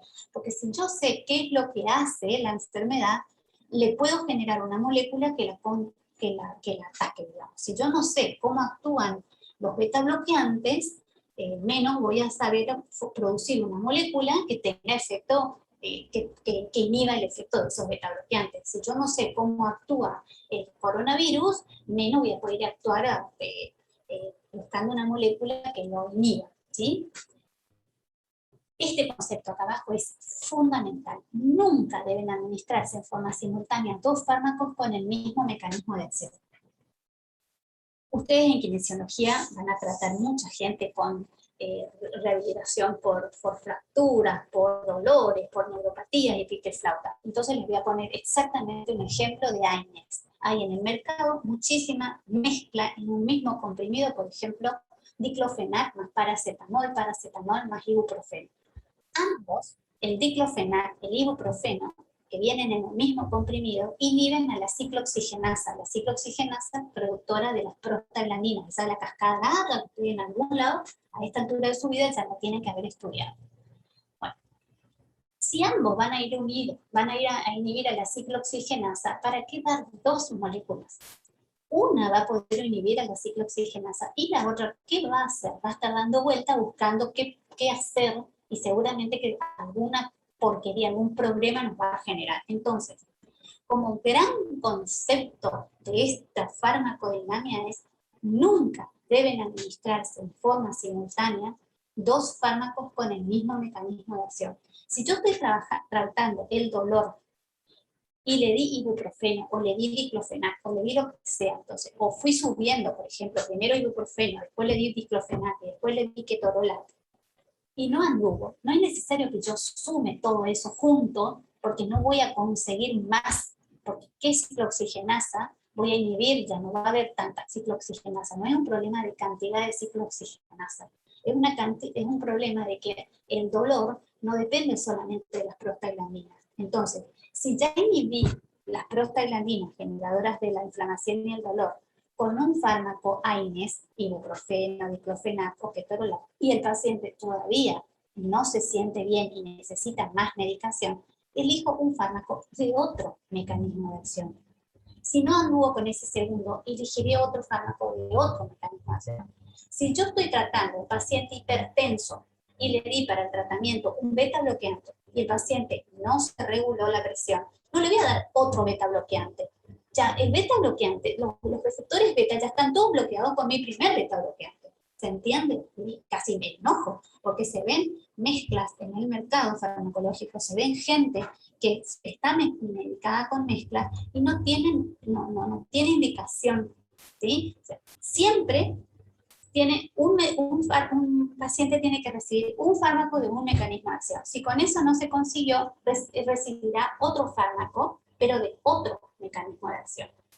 No importa si están mezclados en la misma presentación comercial o separados, ¿sí? Pero nunca del mismo mecanismo de acción. Otro concepto que por ahí queda medio oculto en el libro y que les cuesta después darse cuenta, entonces vamos a aclarar bien acá. Una cosa es mecanismo de acción. Y tengan cuidado porque se suele preguntar qué es mecanismo de acción y qué es acción farmacológica. Mecanismo de acción es qué hace la molécula fármaco, qué hace el ibuprofeno, qué hace el diclofenac para generar la acción que él va a generar. O sea, a qué molécula se une, qué enzima inhibe, ¿se entiende? O sea, estamos hablando de a ese componente, a este componente macrocelular funcional, a qué componente macrocelular funcional se une para generar la acción farmacológica. Esto es mecanismo, o sea, lo bioquímico sería, ¿ah? O sea, difícilmente yo no puedo corroborar que un AINES se une a la ciclooxigenasa. Yo tengo que creer porque me dijeron que inhibe a la ciclooxigenasa, pero yo imposible comprobar que se une a la ciclooxigenasa. La acción farmacológica es lo que yo puedo constatar que ese fármaco hace. Entonces, si yo doy un ibuprofeno, yo sé que calma el dolor, calma la inflamación, calma la fiebre. Eso sí yo puedo, porque si el paciente estaba con fiebre y yo le di el ibuprofeno y le bajó la fiebre, eso sí yo puedo constatar. Eso es acción farmacológica. Pero que lo hizo inhibiendo la producción de prostaglandinas porque inhibió la ciclooxigenasa, eso es mecanismo de acción. ¿Se entiende la diferencia? Porque a veces le ponen, el mecanismo de acción de fulano de tal es, y le ponen el verdadero mecanismo de acción, y por ahí le ponen una acción farmacológica, y a veces uno quiere reponer rápido, como uno sabe más la acción farmacológica, quiere marcar una acción farmacológica, porque están preguntando mecanismo de acción, ¿sí? Entonces, mecanismo de acción es lo molecular, y la acción farmacológica es lo que yo puedo constatar. Dijimos que en muchos fármacos todavía no conocemos el mecanismo de acción, lo que sí conocemos es la acción farmacológica. Nos manejamos con acción farmacológica. El capítulo de mecanismo de acción es largo. Yo les sugiero que presten atención a estos conceptos que los trabajamos hoy y no todo el capítulo porque es cansador, usa demasiado tiempo y sinapsis y no sirve de nada. Ustedes, mecanismo de acción de fármacos, si ustedes miran el capítulo y pegan una leidita, se van a dar cuenta que es lo mismo que vieron seguramente en algún momento en la parte de la introducción, cuando vieron moléculas, en bioquímica, en fisio, en alguna materia tienen que haber dado. Porque el mecanismo de acción sobre qué moléculas actúan es receptores celulares, esos receptores que verdaderamente ustedes conocen, los receptores de membrana, ¿sí? Los receptores, por ejemplo, del sistema simpático, los receptores del sistema parasimpático, los receptores intracelulares, pueden actuar sobre enzimas o pueden actuar por propiedades físico-químicas, ¿sí? Por acción osmótica, como radioisótopos, o porque la acción van y se unen e inhiben la acción. Vamos a ver algunos, porque yo no voy a repetir todo eso y tampoco les vamos a preguntar ni segundos mensajeros, ni cascada del inositol trifosfato, ni la cascada de las prostaglandinas, ni nada. O sea, todo eso sí está incluido en ese capítulo de farmacodinamia. Por favor, no usen su tiempo. Hagan hincapié en lo que hablamos hoy. Entonces, tenemos receptores intracelulares. El concepto que hay que saber de receptor intracelular, que primero que está dentro de la célula, o sea, está dentro de la membrana de afuera. O sea, que para que el fármaco pueda actuar sobre este receptor intracelular, ¿qué es lo primero que tiene que hacer? Atravesar esta membrana. Entonces, sabemos que esta membrana es una membrana fosfolipídica. Eso saben porque ya saben. Y para atravesar, dijimos, membrana fosfolipídica, necesitamos que el fármaco sea liposoluble o de última que tenga un transportador. Pero si no tiene un transportador o algún sistema que lo trasloque hacia adentro, es necesario que esa molécula sea liposoluble. Esa es primera condición. Entonces, una molécula hidrosoluble seguramente va a tener un receptor extracelular, o sea, de la membrana plasmática, la de afuera. Y si una molécula liposoluble podría llegar a tener un receptor intracelular, ya sea en el citoplasma, ya sea en el núcleo, las mitocondrias. Entonces, lo primero es esto. Algunos ejemplos: las hormonas esteroides, los glucocorticoides, las hormonas tiroides, la vitamina D, los retinoides, todos estos tienen receptores intracelulares. Entonces yo os digo, fulanito de tal tiene un receptor intracelular, automáticamente tendría que pensar, mira vos, entonces este es liposoluble. ¿Tá? Y el otro concepto importante cuando yo estoy hablando de receptor intracelular es que el efecto farmacológico, la acción farmacológica, la voy a detectar de manera inmediata. Es decir, voy a necesitar cierto tiempo desde el momento en que yo administro el fármaco hasta que tenga la acción farmacológica. ¿Y eso por qué? Porque en general todas estas moléculas que actúan sobre receptores citoplasmáticos, nucleares mitocondriales, actúan regulando la expresión del genoma, ¿sí? O estimulan al genoma a producir algo, o lo inhiben y hacen que ese genoma no produzca algo, alguna proteína, algún transportador, algo, ¿sí? Y eso no se hace de un momento a otro. En cambio, cuando yo actúo sobre receptores de membranas superficiales, la cascada de segundo, lo hago a través de cascadas de segundos mensajeros que abren o cierran poros y canales y todo. O sea, es rapidísimo el efecto. Cuando el fármaco actúa sobre el receptor celular de membrana celular, el efecto es rápido, es inmediato. Mientras que cuando lo hace por receptor intracelular, necesita primero que nada ser liposoluble o tener algo que lo meta adentro. ¿Sí? Si no, va a quedar dando vuelta por acá, haciendo la nada misma. Y cuando voy a medir la acción farmacológica, el efecto va a ser inmediato. Y eso es importante, porque, por ejemplo, yo puedo estar utilizando glucocorticoides para el tratamiento de una crisis asmática, el paciente se está muriendo de una crisis asmática, y si yo le doy glucocorticoides, yo tengo que saber que no va a ser inmediato el efecto. O sea, yo tengo que buscar algo que actúe a través de receptores, que sea un poco más rápido en acción, y darle tiempo de sobrevida al paciente hasta que haga efecto este medicamento, que son los glucocorticoides, un efecto más inmediato. Si yo tengo un shock anafiláctico y le doy corticoides, y no es lo ideal, por eso tengo que dar adrenalina para el shock anafiláctico, lo saco rápido del problema. La adrenalina sí actúa a través de estos receptores de superficie, y al mismo tiempo le pongo las corticoides, porque entonces, mientras tanto ya está generando todo este efecto de los corticoides. ¿Se entiende ese concepto?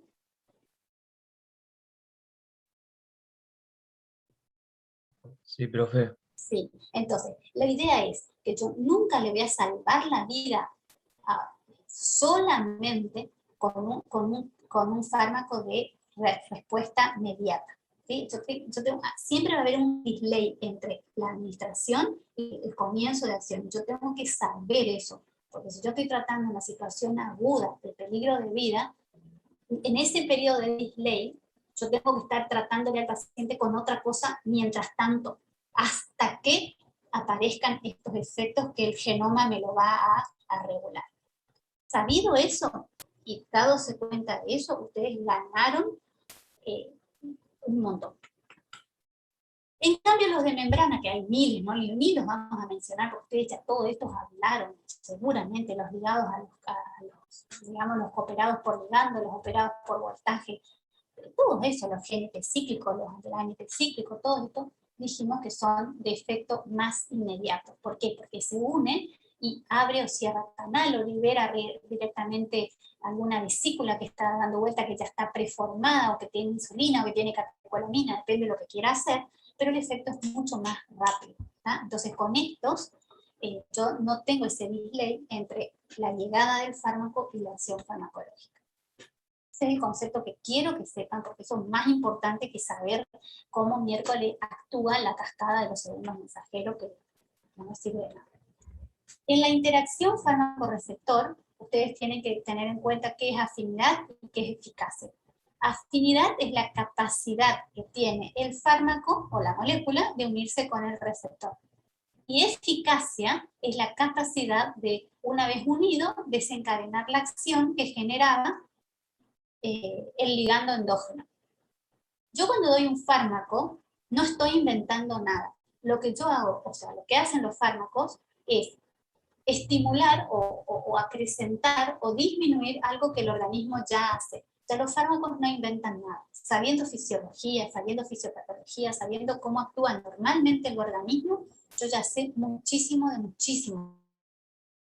Yo voy a decir, bueno, si yo sé, estimulando el receptor beta 2, yo, o sea, de fisio sé que el beta 2 se encuentra en los bronquios, y si yo estimulo con catecolaminas, el beta 2 me genera broncodilatación. Si yo doy un agonista es el que tiene afinidad y eficacia. Si yo doy un agonista del beta 2, voy a generar broncodilatación. O sea que yo, enganchando lo que ya sé muchísimo del fármaco. Ahora le tengo que buscar el fármaco que haga lo mismo que hace el ligando normal de ese receptor. Entonces ahí tenemos fármacos agonistas, son aquellos que tienen afinidad y tienen eficacia. Se unen al receptor, los beta-2 agonistas, se unen al receptor beta-2 del bronquio y tienen eficacia, generan broncodilatación. Por eso los beta-2 agonistas, salbutamol, salmeterol, formoterol, son fármacos de primera elección en el tratamiento del asma. Actúan sobre el receptor beta-2 que se encuentra en el bronquio. toda esta cascada les prohíbo, no les prohíbo, ustedes estudien si quieren, nadie les va a preguntar. Yo lo único que quiero que ustedes sepan es que un fármaco agonista es aquel que tiene afinidad y eficacia, y después esto explica cuando vemos asma, que van a dar conmigo, ahí explicamos, y sabiendo esto ya sabemos un montonazo, sabiendo cómo actúan o cuál es el efecto de los beta 2, que ustedes ya vieron en física, bueno, no sé dónde ven, pero ya lo vieron, ya sabemos un montón para el tratamiento del asma. Sabiendo el efecto beta 2, que es muy parecido al beta 1, entonces podemos decir, bueno, si a nivel, por efecto beta 2, a nivel del pulmón genera broncodilatación, el beta 2 muy parecido al beta 1, el beta 1 está en el corazón, si estimula el beta 1 el corazón, generó taquicardia, si estimula el beta 2 del músculo, generó fasciculaciones y temblor. Entonces fíjense, ya sé la acción farmacológica del beta 2 del asma, y ya sé los efectos adversos de la administración de ese beta 2 agonistas en el asma. Entonces, no existe el estudiar de memoria. Sabiendo lo anterior, engancho con lo de ahora. Hay también fármacos antagonistas. Los antagonistas son los que tienen afinidad, pero no van a generar eficacia. Entonces van y se unen al receptor, y no generan lo que normalmente genera el ligando endógeno, entonces, pero tampoco le dejan actuar porque ellos se meten en su camino. Entonces antagonizan. Esto vamos a ver muchísimo cuando en el capítulo creo que sigue, o el que sigue, que es los bloqueantes neuromusculares, que ustedes usan muchísimo en la práctica. Y van a ver que hay fármacos antagonistas competitivos y no competitivos, que yo en ese momento vamos a tratar. Acá no vamos a ahondar en eso, pero acuérdense que yo puedo tener fármacos agonistas que se unen y hacen lo que hace un ligando endógeno, y fármacos antagonistas que se unen pero bloquean el efecto, no hacen lo que hace el ligando endógeno, pero tampoco lo dejan actuar. Mi antagonista sería el azul. Regulación de receptores, otro concepto que es ultra importante. Cuando yo utilizo un fármaco que actúa sobre receptores de superficie y es un fármaco agonista, que es el azul, ¿no es cierto? Agonista, estimula para que la célula actúe. En el caso, por ejemplo, de los beta 2 agonistas del asma, y le digo, bueno, esta célula que estaba habituada o nacida o codificada genéticamente para que haya solamente 2 moléculas de agonistas, 2 moléculas de ligandos normales, tenía expresado inicialmente 5 receptores beta 2 en su superficie. Ahora yo, porque este paciente es asmático, le doy ligandos endógenos, exógenos, le doy beta 2 agonistas exógenos, le doy salbutamol y la estimulo. Entonces la célula me dice, no, yo nací para trabajar hasta ahí. Entonces, ¿qué dice ella? Agarro, y como ella ve muchos estimulantes exógenos, o siente que todos sus receptores están muy estimulados, que normalmente no lo estaban, pero se produce un proceso de desensibilización y la célula internaliza receptores, y entonces uno pierde la efectividad del fármaco. Eso se ve. Por ejemplo, si un paciente asmático es tratado constantemente solamente con beta 2 agonistas, la célula se desensibiliza. Y esa desensibilización ocurre por esto, porque la célula venía codificada para un cierto grado de trabajo, entonces dice, no, internalizo receptores y trabajo lo que... Y entonces el paciente los primeros 15 días respondió perfectamente y tenía una broncodilatación perfecta, y después de 15 días, porque más o menos 15 días tarda este proceso de regulación hacia abajo, comienza nuevamente con broncoespasmos. Entonces, por eso, el tratamiento del asma no se hace con beta 2 agonistas, constantemente beta 2 agonistas, sino que el paciente que necesita beta 2 agonistas muy constantes, o que va a necesitar a ese punto, comienza más vale primero con glucocorticoides que evitan esta desensibilización. Entonces, la desensibilización ocurre cuando hay una estimulación sostenida, ¿sí? Muchos azulcitos, hay agonistas, demasiados agonistas, la célula internaliza los receptores, pierde efectividad del fármaco y ocurre habitualmente más o menos a los 15 días. Sabido esto y habiendo aprendido todo esto, nosotros sabemos en qué situaciones se ocurren estos procesos, que es cuando utilizamos este tipo de fármacos, y ya se sabe en la mayoría de las patologías cómo evitar este proceso de desensibilización. Si no, por ejemplo, en el caso del asma que les estoy contando, el pobre paciente va a estar 15 días bien y a los 15 días comienza nuevamente con su broncoespasmo. Como nosotros sabemos ya que esto puede ocurrir y que ocurre, ya sabemos cómo tenemos que empezar el tratamiento, y pues yo les voy a mostrar en asma cómo se hace para que esto no ocurra y que el paciente entonces no tenga esa recaída. También, en otros casos, puede ocurrir algo contrario. La célula hace regulación hacia arriba de los receptores. Y esto ocurre cuando yo le doy antagonistas. Le bloqueo este receptor, le bloqueo este receptor, le bloqueo este receptor. Entonces la célula dice, y yo quiero trabajar. Entonces, ¿qué hace? Todos los receptores que los tenía internalizados y guardados de reserva, los externaliza. Entonces, en vez de estar trabajando ahora con 3 receptores, está trabajando con 6 receptores. Mientras yo tenga todos estos rojos que son antagonistas, no hay ningún problema, porque yo bloqueo 3, bloqueo 6, bloqueo 12. Pero yo quiero que esa célula esté bloqueada. El problema es que esto ocurre, por ejemplo, cuando uso beta bloqueantes para el tratamiento del corazón. Entonces yo uso beta bloqueantes, beta 1 bloqueantes para bajarle la frecuencia cardíaca al paciente. La célula cardíaca dice, miércoles, yo quiero trabajar, externaliza los receptores, pero como yo estoy tomando beta bloqueante, le sigo bloqueando, le bloqueo, le bloqueo, le bloqueo. Llega un momento en que ya no puede expresar más receptores, entonces quedamos empate entre lo que yo tomo y lo que ella externalizó. Yo tengo la frecuencia cardíaca baja, 60 por ejemplo. Ahora, un día el paciente dijo, no quiero tomar más esta porquería porque no tengo más ganas, o se olvidó de comprar los beta bloqueantes, y de un día para el otro no tomó más y sacó todos estos rojos. Y acá está la catecolamina dando vuelta, que antes daba vuelta, pero como estaba antagonizado por mi beta bloqueante, entonces el beta bloqueante estaba acá, esta catecolamina no se podía unir. Ahora que él dejó de tomar bruscamente, están todos los receptores externalizados y mi catecolamina feliz y contenta con un montón de receptores sobre los cuales actuar. Entonces, mi paciente que dejó mi beta bloqueante bruscamente, porque yo no le enseñé que no debía dejar bruscamente, va a tener una taquicardia, puede generarse un infarto, una crisis hipertensiva, un accidente cerebrovascular, lo que sea, y se me muere.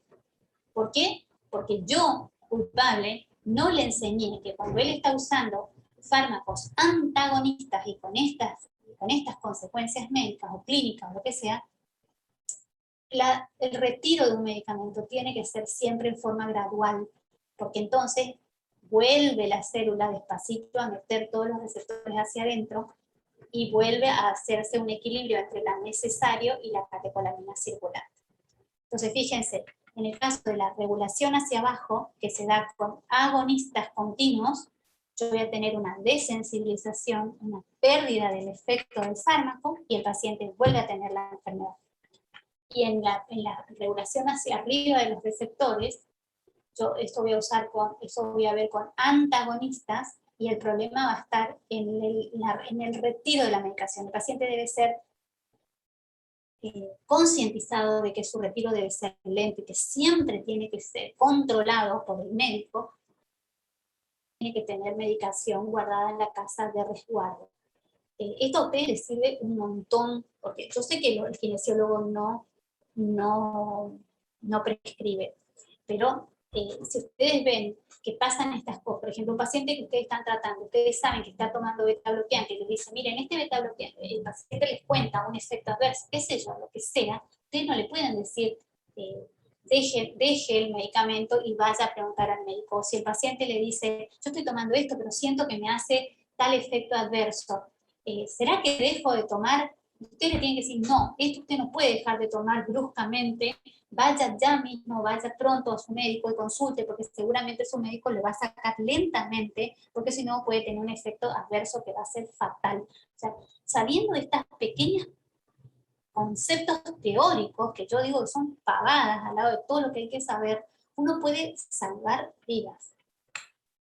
Dijimos que había fármacos que actúan sobre enzimas, habíamos hablado de los IECAS, ¿sí? Los IECAS inhiben toda la enzima de la cascada de la angiotensina 2 y de la aldosterona. O sea, recontra escuchado todo esto durante hay otros que inhiben, los AINES que inhiben a la ciclooxigenasa, toda la cascada de la ciclooxigenasa que ustedes vieron, que en algún lado por ahí nos hacen estudiar, a mí no me pregunten, yo no sé, no me sirve de nada saber, pero en definitiva sabemos que las prostaglandinas están relacionadas con el dolor, la fiebre, la inflamación y muchas otras cosas, entonces los AINES utilizamos para la fiebre, el dolor y la inflamación, ¿sí? La agregación plaquetaria.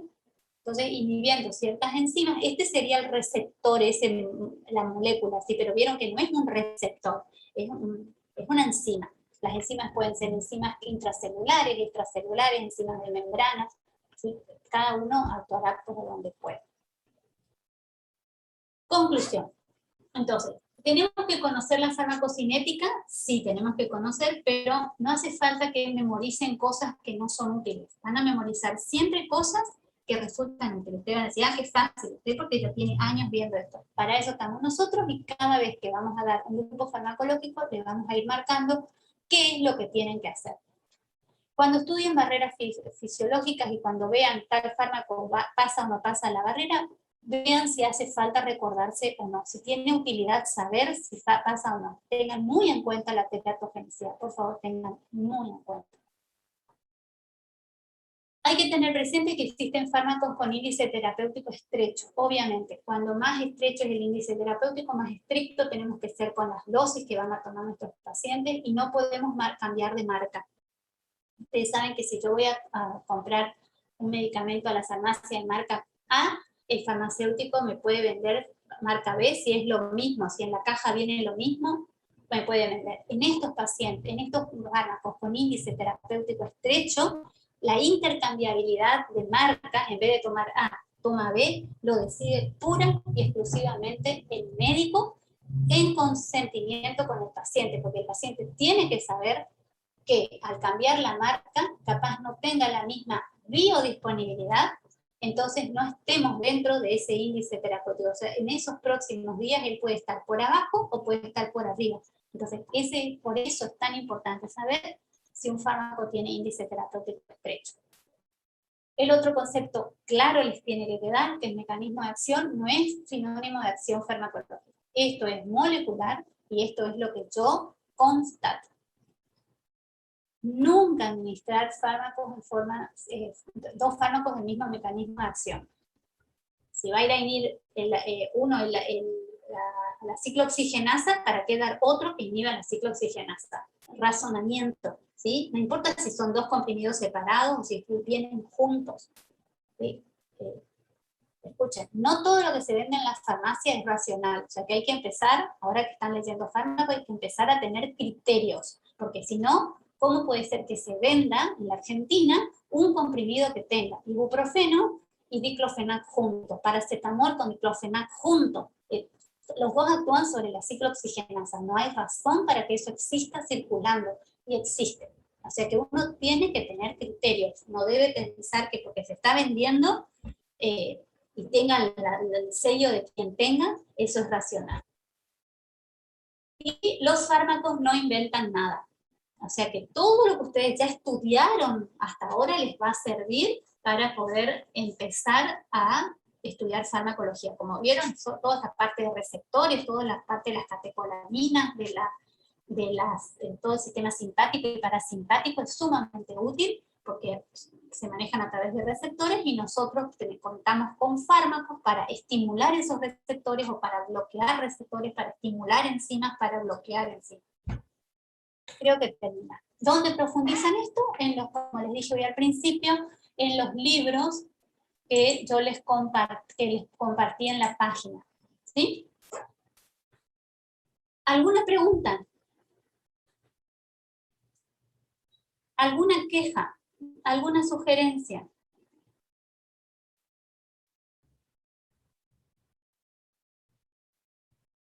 A ver qué me dicen.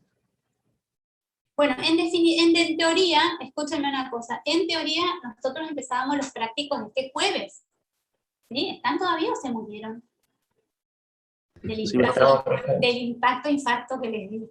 Bueno, en teoría nosotros empezábamos este jueves, y nuestro horario era 9:30, 11:30. estén atentos. A ver qué me dice alguien en el chat algo. O me dijo hoy ya. Ay, gracias. Gracias, corazón. Ustedes también son. El práctico, el 9:30, 11:30 el jueves. Viendo que ustedes están ocupados con esto de la fisión, no sé cuál, no sé qué va a suceder. Ustedes estén atentos.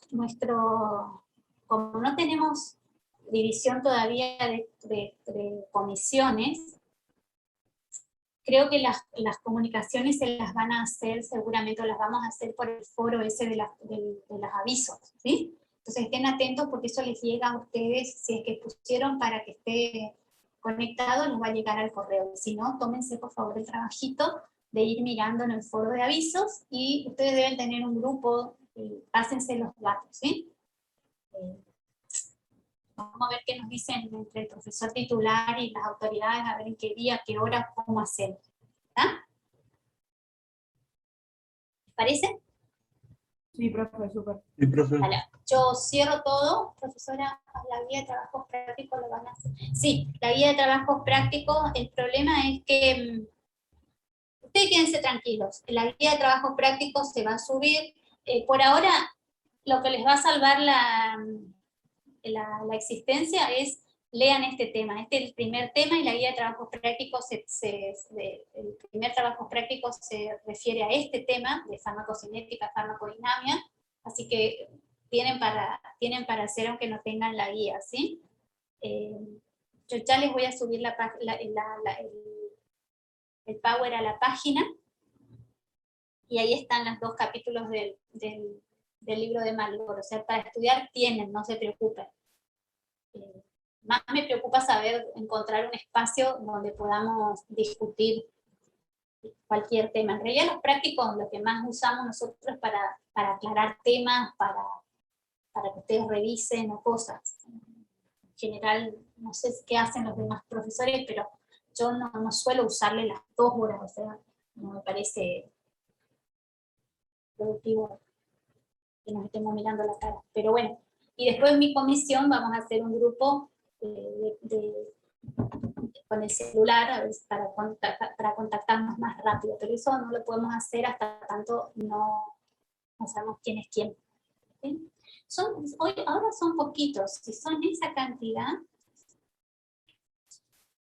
bueno, vamos a ver qué nos dicen, ¿sí? Estén atentos a las comunicaciones. Seguramente la profesora Marcela Barrios también se va a comunicar con ustedes, porque seguramente les va a preguntar qué espacio tienen, porque ahora que nos usaron nuestro jueves, no sé en qué espacio vamos a quedar nosotros, ¿sí? Ok, profe. Nos vemos entonces y cuídense mucho. ¿Se vacunaron? ¿O ustedes son muy chiquitos todavía? No, ya están todos grandes. ¿Se vacunaron o no? Sí, profe. Sí, profe. ¿Todos? Sí, profe. ¿Una dosis? Sí, profe. 2. ¿Quién tiene 2? Dos. ¿Quién tiene 2? Todos por acá Dos. también. No, profe, Alegre, también tengo 2. Muy bien, muy bien. Muy bien. Qué suerte que tienen los que tienen 2. Los que tienen 1 sigan cuidándose. Bueno, todos cuídense, por favor, todos cuídense. Y cuando ni bien puedan ponerse la segunda, se ponen, ¿sí? ¿Sí? Bueno, nos vemos. Nos vemos. Cuídense Chao, mucho. profe, gracias. Chao, corazón. Profe, Profe.